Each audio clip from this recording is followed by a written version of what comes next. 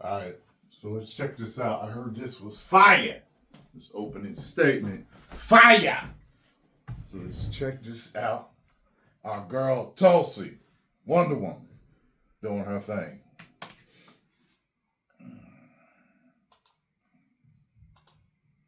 I'm honored and grateful to President Trump for his trust and confidence in nominating me to serve our country as the Director of National Intelligence at a time when trust in the intelligence community, unfortunately, is at an all-time low. Yeah.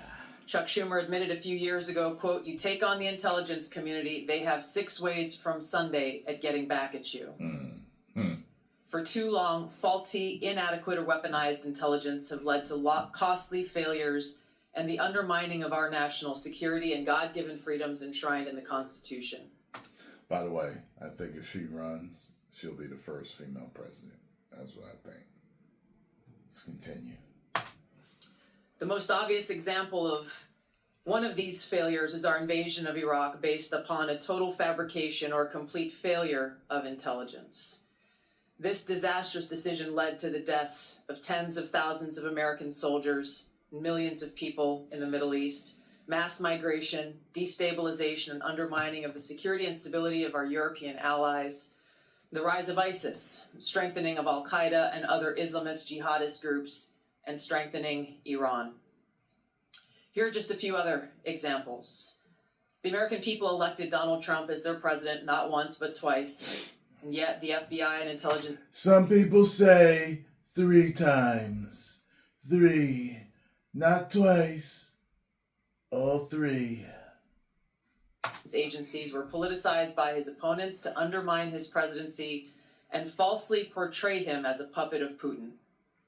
Title I of FISA was used illegally to obtain a warrant to spy on Trump campaign advisor Carter Page. That's one of those sayings, puppet of Putin. Puppet of Putin. It's fun to say. Puppet of Putin. What's something else that's fun to say?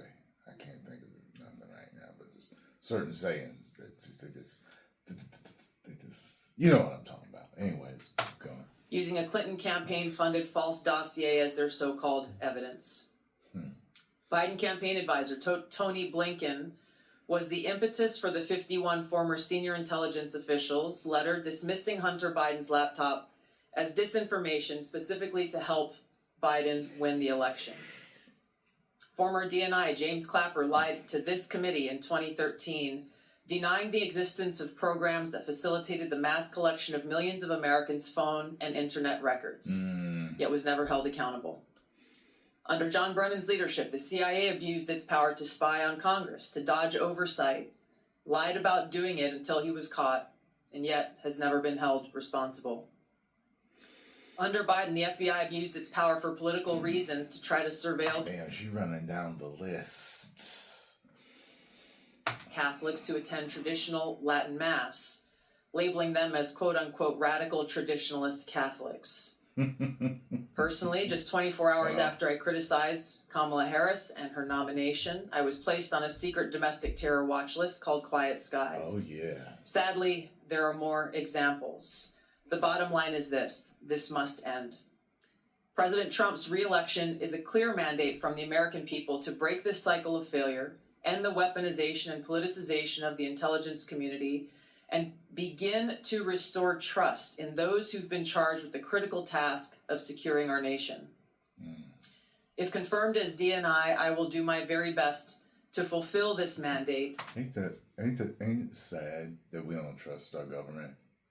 We should be able to trust the people that we put in power to help make this country run like a well-oiled machine. But that has dwindled so badly in the past few, decades or so. I mean, like, there was a point where you really did believe, like, everything that at least most people did. They believed a lot, the majority of what the government told you and what the news told you. It's at the point where you don't believe nothing. Everything is, you look at almost every story, like, you know what I'm saying? You gotta side eye every single story that comes out. It's ridiculous.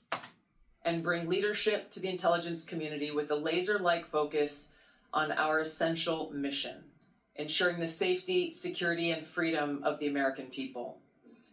As the President's principal intelligence advisor, I'll begin by leading by example, checking my own personal views at the door, and committing to delivering intelligence that is collected, analyzed, and reported without bias, prejudice, or political influence. I enlisted in the Army because of the horrific terrorist attack on September 11th. I wonder if she let that grow out because she's a fan of Rogue. Or there's another chick that's on TV, thin. She looks like she might be Hispanic or something else, or Italian or something. She's got that same one. She's got longer hair though. Y'all know what I'm talking about. I've seen her before. I don't know exactly what she does. I don't know if she does cooking or fashion but it's something chick related, I think. You know what I mean? I think she's got a partner too, a guy. They got there on the show or they appear on shows together, something like that. That just reminds me of when she's a fan of hers and she was like, you know what, she did it, let me do it. You know what I mean? It makes me wonder if that was, how long has that been like that? Has it been like that since, yeah, I mean, she kicked Kamala's behind in that little primary thing that they had, or is this recent? Volunteered to deploy to Iraq in 2005, where I served in a medical unit. After nearly 22 years in uniform with 3 combat deployments to the Middle East and Africa, that's a lot of time. I'm now a lieutenant colonel in the U.S. Army Reserve, where I serve as a battalion commander of soldiers in Oklahoma, Missouri, and Arkansas. I served in Congress for 8 years on the Homeland Security, Foreign Affairs, and Armed Services committees. And it's my experience in the military and in the halls of Congress that have given me a deep understanding of the complex challenges that our nation faces.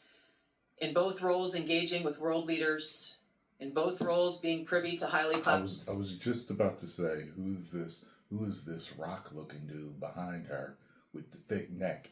And then he does what all dudes do that work out or got thick necks or both do. Watch. In both roles, engaging with world leaders, in both roles, being privy to highly classified intelligence. Are you ready? So I know firsthand how essential accurate, unbiased, and timely intelligence is to the President, to Congress, and to our warfighters. I also know the heavy cost of intelligence failures and abuses. Senator Collins, you led the creation of ODNI specifically to address those intelligence failures of 9/11 and Iraq's so-called WMDs.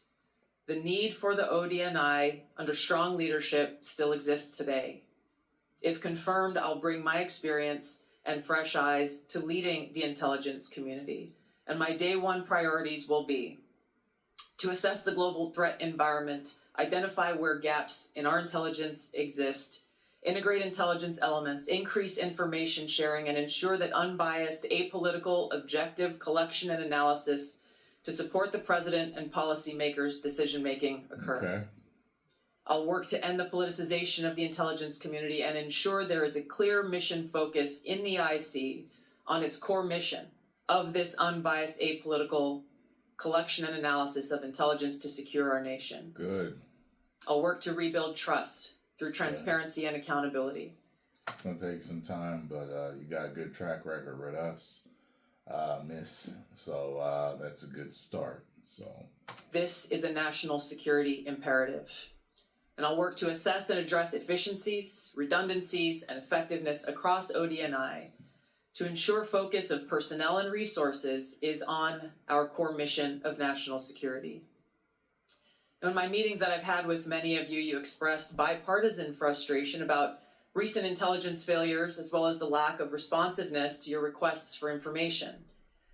Whether it's the surprise October 7th Hamas terrorist attack, to the sudden takeover of Syria by Islamist extremists, failures to identify the source of COVID, anomalous health incidents, UAPs, drones, and more. If confirmed, I look forward to working with you to address these issues.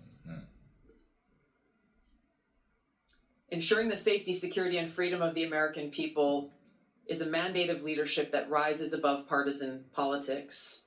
If confirmed, my commitment to the President, to you, and to the American people is this: I will do my very best to find the truth, no matter where it leads, and share that truth with President Trump, his advisors, and you in Congress, providing you with that unbiased, timely, and accurate intelligence as you make the tough decisions that'll impact the safety, security, and freedom of the American people. Now, before I close, I want to warn the American people who are watching at home. You may hear lies and smears in this hearing that'll challenge my loyalty to and my love for our country.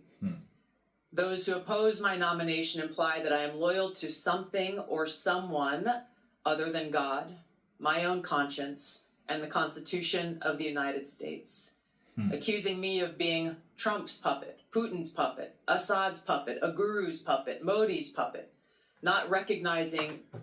I'd only heard about her supposedly being Putin's puppet. What's all these other extras besides Trump? A guru? Who's the guru?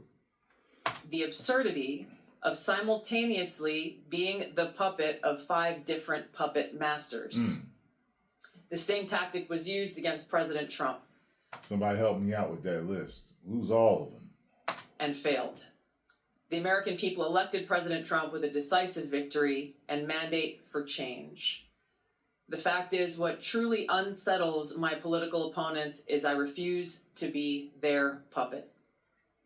I have no love for Assad or Gaddafi or any dictator. I just hate Al-Qaeda. I hate that we have leaders who cozy up to Islamist extremists, minimizing them to so-called rebels.